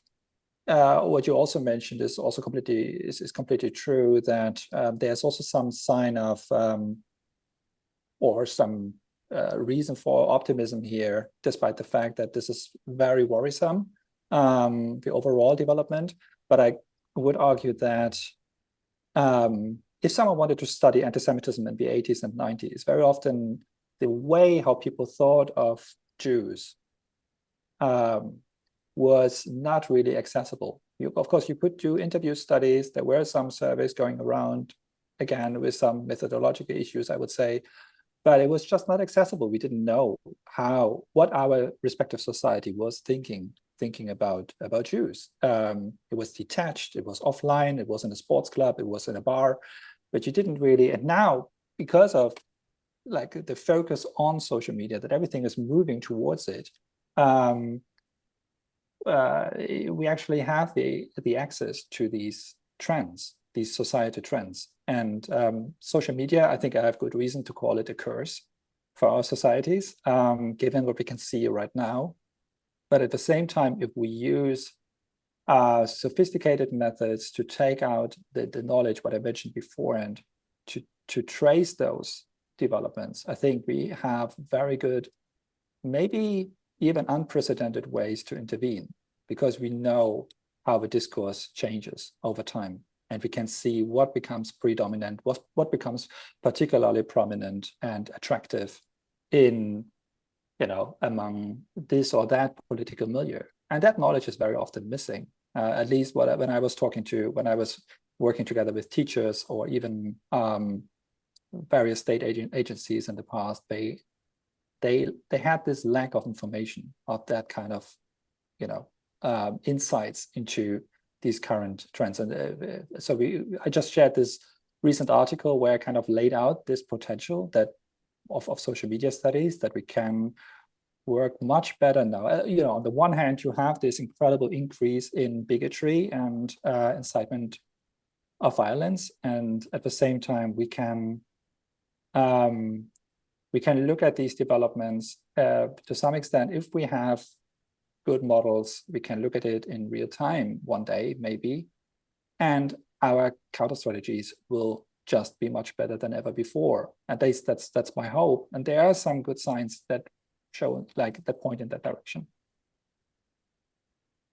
David Pan has a question. Julius Bielek, Jeffrey Libert. I'm just going to throw in real briefly in passing the anti-Semitism after and upon the occasion of October 7 may have surprised some beautiful souls, but those of us laboring in the orchards, in the vineyards, and in the fields of American academia could not have been, frankly, surprised by the anti-Israel. David Pan, you had a question. Yeah, so I guess I'm I'm a little concerned because it's not just the anti-Semitism in social media that I think was really concerning. It was really that what I thought was happening after October 7th was that there was this much clearer kind of alliance between, or I guess a kind of more between the kind of this marginalized anti-Semitism and a broader kind of left-wing critique of Israel in which that kind of anti-Semitism has become much more mainstream, right? So that it really, I guess I would like to ask about the connection between that, because there's, clearly there's these anti-Semitic tropes that, you can find in social media, but then there's obviously there's this whole left-wing discourse that claims that it's not anti-Semitic, that it's only anti-Zionist, but that discourse is it's much broader. It kind of encompasses much of the academic left, but also the political left, right? And so that is not just a kind of fringe anti-Semitism. This is the kind of mainstream anti-Semitism that really is allied with a more general anti-globalism. And that kind of anti-globalism has actually that has been a kind of traditional place of anti-Semitism, right? Because you think about the rise of Nazi Germany, the anti-Semitism there was, it was pushed by the Nazis, but it wasn't so pervasive in German society. What was pervasive was this sort of anti-globalism in a sense, right? Sort of in anti-internationalism. And so I think the concerning thing now really is the kind of more mainstream version of anti-Semitism that really is, in its own understanding, not anti-Semitic, but really much more anti-internationalist, anti-globalist, anti-US and stuff like that. And I guess I'm kind of wondering about that relationship between the kind of what we have in social media that the speakers have pointed to, but this kind of overflowing of that and alliance with that, with this broader left discourse. May I respond to that?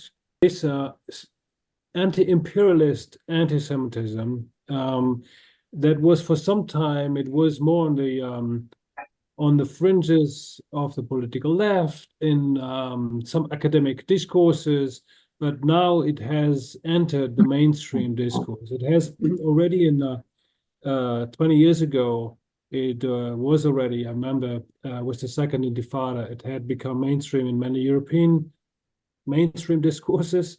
But I think one very important, or one trope that helped pushing this agenda offline and online really into mainstream sentiment was this accusation of genocide. So if you accuse now Israel of committing genocide in the Gaza Strip, and thereby saying that Israel is evil and that they do this on purpose, then everyone who does not agree with that is also complicit in genocide. So the mechanisms of this is similar to the bloodline. And if you truly believe that Jews kill small children on purpose and use their blood for some rituals, these are really evil people. So if you believe that, then you need to do anything to stop it. So I think this is a similar mechanism now that we have with this very powerful accusation of genocide, that people, like a lot of people, come on board with that, who were not previously thinking in these Manichaean terms. And this, of course, affects Jews on campuses as well, but anywhere, or everybody who does not agree with this demonization of Israel. So this mechanism, I think, this is what we see. Like, it's really very widespread now. This accusation was there. This specific accusation was there before October 7th, but I mean, it's everywhere now, online, but I think in academic spaces as well, offline, in everyday conversations, even on campuses. So yes, I think this is an important mechanism that the social media has helped to amplify, among other things, when it was not as mainstream as before. As you said, I think it's now mainstream. This anti-Zionist form of anti-Semitism has entered the mainstream thought. It was there before, but more in some academic spaces. In 2021, we had a big push as well, online and offline, we had all these not only individual professors who were signing some declarations, but even units signing on with the name of the unit. And of course, this is a more organized form and is beyond like individual expressions of political thought or so. It has a different. I think Carrie has written a lot about this. These differences there. Not sure if that answers really your question, but at least these mechanisms. That's what I saw, like pushing this into the mainstream, was this specific accusation of genocide that helped it a lot. Push it mainstream. Just a quick note from my side. I think we need to take into account what kind of online community we are focusing on, right? If you look into the online debates in Europe, I would argue that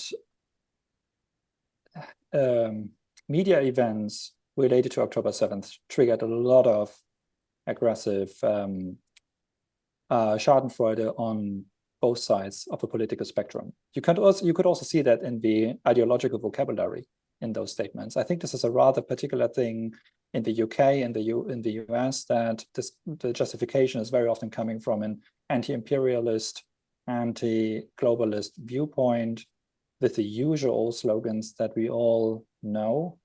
But it's really another story, I would argue, in Germany or in Eastern Europe or in some Southern European countries.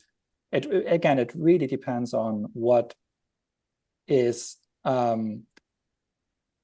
acceptable, what is attractive in these particular, even in conservative realms. So we couldn't see much difference with regard to the aggressive response in conservative and in center-left online milieus when it comes to October 7th. That was, everybody was kind of agreeing at that point. Something that we couldn't find in previous case studies. For instance, when we looked into the UK and there was a report on anti-Semitism in the Labour Party, that of course the clear rejection or trivialization of anti-Semitism you could easily find in left online milieus, right? Goes without saying that makes perfect sense. Also, the Kanye West debate that Gabi mentioned beforehand triggered a lot of trivialization of anti-Semitism on the left again. Although if you would take out the statements coming from Kanye West out of that particular context, and nobody would know that this is coming from him, there wouldn't be much difference to white supremacy platforms and their jokes they share about Jews. And at least back in the days, he changed his outlook. At least this is what he claims. So it really is a question of what is problematized in the media story. October 7th, from my understanding, also throughout Europe, it was approved, it was affirmed and welcomed by both sides of the political spectrum. Julius Bielek, one of the contributors to the forthcoming print edition of Telos, along with Carrie Nelson and David Pan. You have a question. You've been patient. And then Jeffrey Lebret, I see, also has a question in due course. Julius. Yeah, my question is, considering that protests and also universities in the US are actually financed by foreign actors like Qataris, and also Russian media or like media platforms like Red Stream Media, maybe you heard of that, are active here in anti-Semitic reporting here in Berlin. I wondered if you found evidence or indications that maybe even the social media platforms themselves, like TikTok, are being kind of manipulated to fuel anti-Semitism here in the West. Because like, I hope this is not a conspiracy theory itself, but I assume that China for example, would have an interest in destabilizing the West? We haven't focused on this, but in our research, this came up from Iranian accounts and somewhat from Russian accounts, but it was more obvious from Iranian accounts. That was already during COVID. There was this hashtag campaign, COVID-1948. That was from some Iranian accounts that pushed it. We had now in the recent debates, I mentioned that briefly in my introductory talk, about Iranian accounts cheering the students' protest movements, pro-Hamas statements there. So we saw these kind of things, but we haven't focused. We have not tried to quantify it. But this is another area I think we need to pay a lot of attention, because you're absolutely right. This is an important factor that we have seen not on anti-Semitism, but on other things. There have been studies on this. That we see that there is a foreign influence on it. And that's what I mentioned when we're talking about, we have to watch foreign social media companies as well, but also influence, foreign influences. It's sad that we don't have like a global society, but that would be that thrives on democratic values. That is not the case, so we need to watch that and protect users and users' data, all kinds of things. Yeah. So yeah, again, I can only agree. I think there's a range of studies that look into that. Of course, to just name a few, just Institute for Strategic Dialogue or the BAG in Berlin as well.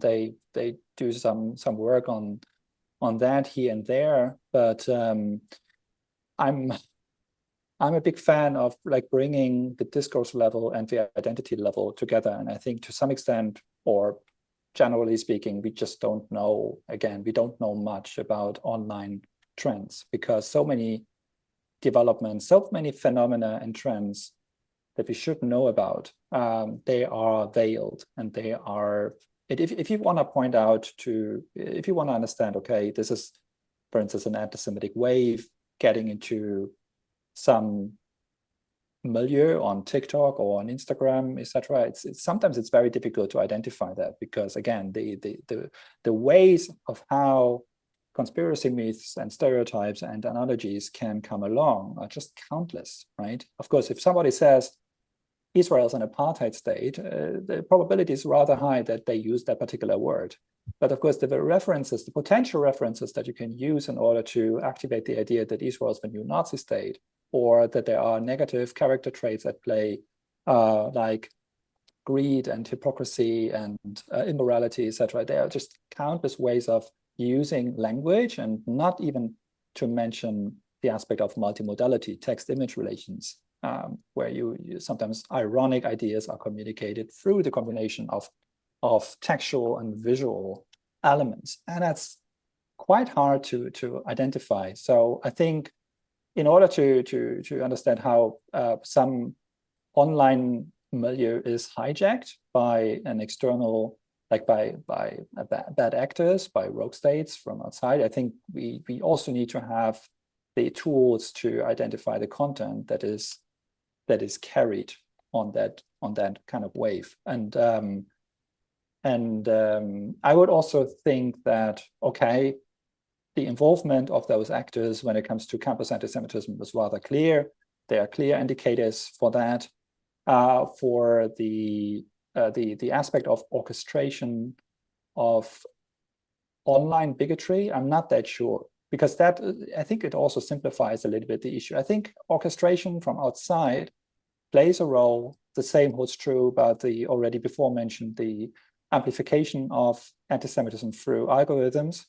But then, of course, the third pillar would be just what people carry in their hearts, what they always thought about Jews. And the communication conditions online are just perfect in order to spread that and to get to some kind of mutual understanding, mutual confirmation between web users, and like the creation of networks and people who are, shoulder by shoulder, sharing that kind of viewpoint. So I think a lot of those destructive tendencies come also from out of the midst of our own societies, and that is something we can't take. So just look at the past before modern ways, technological ways of orchestration and hijacking weren't that possible.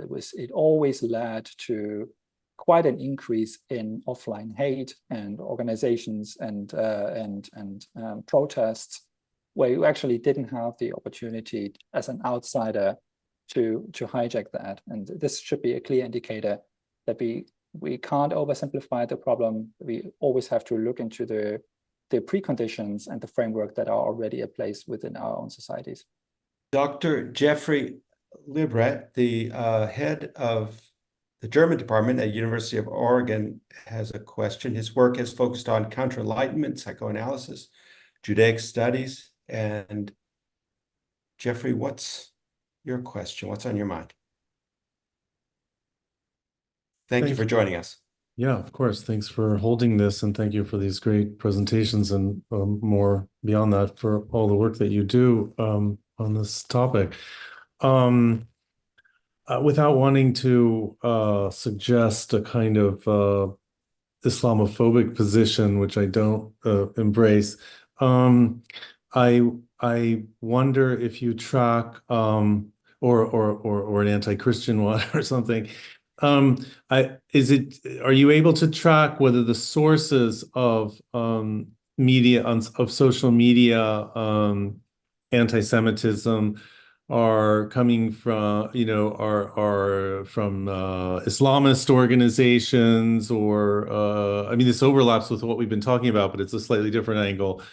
Because we've been talking about political orientations and then national entities, and now the question is religious groups, and whether it's a Christian who's posting or a Muslim who's posting or a Jew who's posting, and so on and so forth. Are you able to track that at all, or is that just sort of not trackable in social media? And that's the question. Yeah, it's a great question. I know Gunter has done work on this. Yeah, so the way we track it, I mean, in the social media accounts, usually you can create an account and you don't necessarily know exactly the identity, but you have indications. So some is in the name.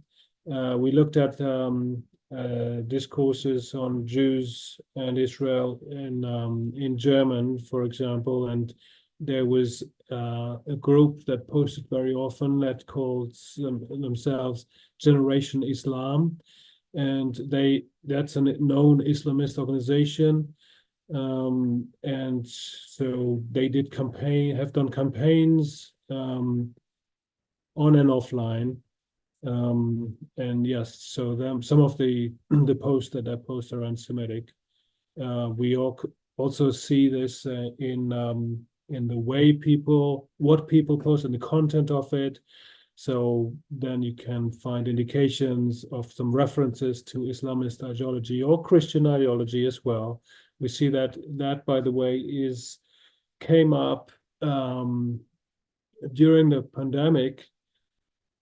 It came up a lot of old Christian tropes came up again, and I was surprised by that, and that's why I edited a special issue of a journal of is religious anti-Semitism coming back, because I was surprised to see a lot of these Christian anti-Semitic tropes coming back. So we look at the content, and the same goes for political actors. So in the German context, we saw reference to the AfD, or so that we can see this is coming from AfD sympathizers, and and in that one paper that is about to be published, we looked at one of the things that we looked at were references to the Holocaust, and then we saw a lot of distortion of references to the Holocaust, particularly or specifically saying well, our group is persecuted as the Jews in the vaguely 30s, or often it wasn't clear, but kind of we are the new Jews. And this was mainly three groups that we saw that would do so. One, the people who were protesting against some COVID restrictions by the government to reduce the impact of the pandemic, by sympathizers of the AfD that would say we are persecuted like the Jews back in the time with this vague reference, and also people with the Islamist affiliation, and Generation Islam was one of them. So yes, sometimes, but I mean, yeah, we use the means that we find to classify, if you want, the users. Great, great question, great answer. And any further questions there, Jeffrey? Are you satisfied, or would you like to follow up? Yeah, no, thanks very much. I appreciate the response. Yeah. Okay, terrific. We have a complex question that speaks to some of my own concerns from Lori Clark. And I don't know this for a fact, but her question reminds me of a new book by Olivier Roy, which I'm sure some of you may have read. I'm going to forget the title now. It's his latest book. It's another important book from Olivier Roy. Here's the question. Are you ready? What if anti-Semitism has been amplified by the very codification of all human relationships that you yourselves, or we ourselves, are attempting here? Roy talks a lot about that actually in his new book, and I'm just suspecting Laurie has read it. While it can be useful to a certain extent, it takes interpretation of the implicit versus the explicit, seriousness versus levity, sarcasm, irony, humor. It takes all that out of the human realm into a code that we, you, us, we promise will be decoded. We're in a realm now where we're dealing with codes, as you yourselves have very ably pointed out. What if we step back? I take it Lori Clark is asking to ponder what it means to focus our attention, either consciously or as a background assumption already, because it's become so normal, on the codification of human relationships. This term codification, again, shows up in some current scholarship. And if I can be reductive about it, I think it refers to the way in which our memes and our tweets and so on fall into categories and get processed that way. To deal with it, you have to do the same in a way. You have to. I'm glad that you do. Any thoughts on stepping back and looking at what it means that relationships are unfolding in this manner? Yeah, Laurie, just briefly, not sure if I understood your question correctly, but what we see, of course, is that there is the conversations that people are having on most social media platforms, and it really depends on social media platforms, right? If a conversation is going more in depth in some arguments, or is it just in slogans, or even just on the level of somebody puts a slogan out and then people like it or dislike it. So that's that can also be something. And if that happens, of course, we only think in the categories and affiliation. So it works as a kind of sorting people into different groups, and that's not really a conversation. It's just like classifying people and classifying ourselves and affiliating maybe each other with some online community or something.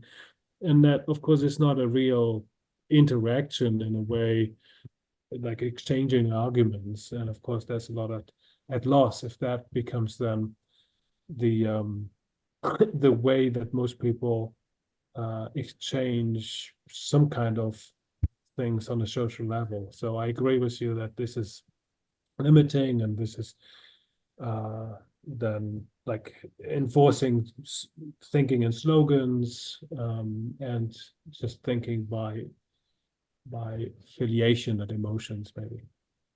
Laurie, would you like to follow up? I think it's making sense, but Laurie, you posed the question. I garbled the question. That's my job. Would you like to follow up? It's just the idea that everything is mediated and that we're trying to grasp reality here. And I just think that if you use the model, when you use a model of machine intelligence for human intelligence, you simply cannot map the reality of all our interactions, including verbal, through a code. And I'm trying to review Matthew Crawford's work for Telos, and he has been writing for decades about all of the layers of representation that we have mediating between us and reality, and that we need to get away from this model that we have to mediate reality through representations. Everything being codified is putting another layer of representation. It says, okay, every time I encounter a Jew, I have to push the button that says, oh, let me see, what are the rules now for what is the language? What is the discourse I should use for talking to Jews? What is the discourse I should use for talking to Hispanics? Whereas if you were just working with these people at your job, this is the best anti-racism training that you can have, is just to be doing lots of activities, intellectual, physical, other, with these people. Don't push the button that says, here is what I am and here is what this person is. What are the rules for engaging? And, it's when you codify everything into regulations and codes, and you're going to say, look, if you don't follow these rules, you're a racist, or if you don't follow these rules, you're something else, sexist. It gets people looking for those prompts all the time instead of just using their own interpretive intelligence, which is brilliant. We're brilliant at distinguishing the explicit from the implicit, what is tacit, what is unsaid. And that is so complicated in all of our interactions, sexual, intellectual, everything. We're constantly adjusting ourselves and recalibrating. And Crawford is most interested in attacking the automation of cars, because of what goes into the complexity of really driving a car well. And what all these automation is doing is making people stupider and stupider and stupider about how to drive. We engage in all kinds of subtle, complex, intellectual, emotional activities all the time in all of our interactions with reality. So we need to scrap the levels of representation. It's useful to have you guys trying to map, what you're seeing in discourse, as kind of a red flag. But it's more that the more of all this discourse people read, the smarter they will become at distinguishing what is sarcasm, what is irony, what is, racist, what is sexist. And they will learn to trust their own intelligence instead of just following the prompts and being regulated or being told, don't use this word, because it's now verboten. So it's just a reminder. It goes back to the idea of humanism. I understand why Carrie would say there's no core humanity, but I think there is. You could just say that evil is unfortunately part of it. It's anti-humanism. Crawford has this brilliant essay called The Rise of Anti-Humanism, about how we assume that we can map human intelligence. And Steven Pinker made that observation decades ago when he said, you don't have to worry about AI, because you know what? The one thing it can never do, it can never infer intentions. They are tacit, they are complicated, they alter the meaning of every codified utterance, the inference of the tacit intention. So, and AI just can't do that. It doesn't have the emotional, complicated, embodied intelligence that humans have. Yeah, maybe I just, if that's all right, I just give a quick response to that. And I completely agree with what Laurie just said. I think it's important to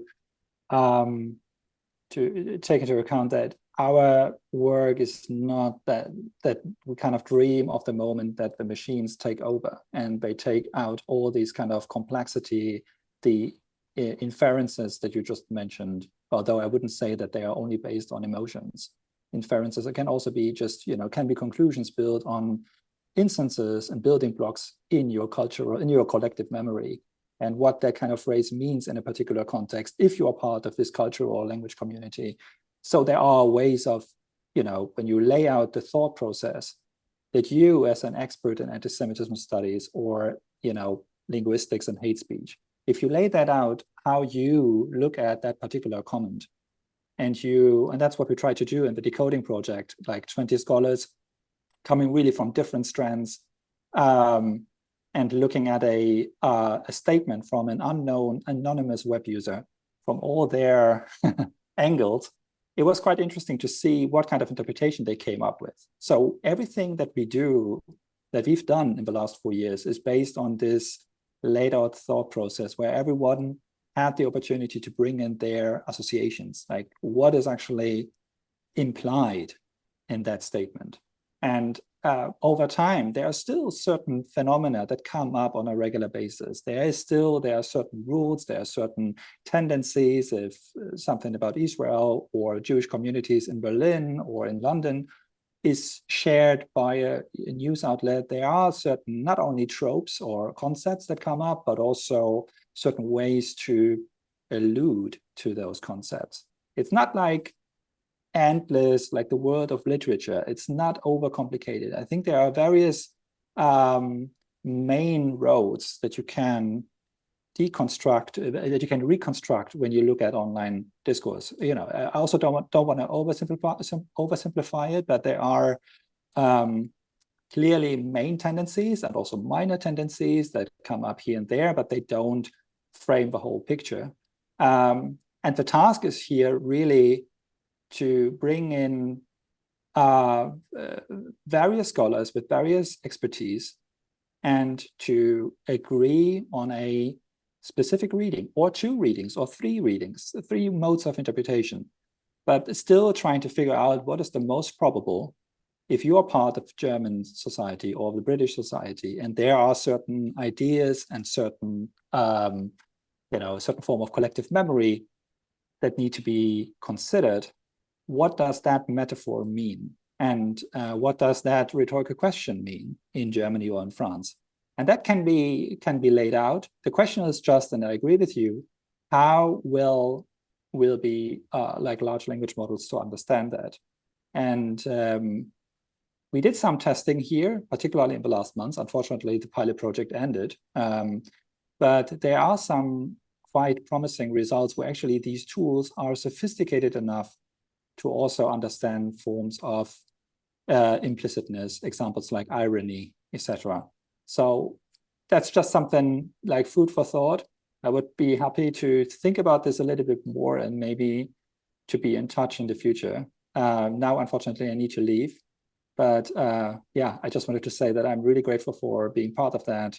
And we will be in touch as soon as possible, I hope.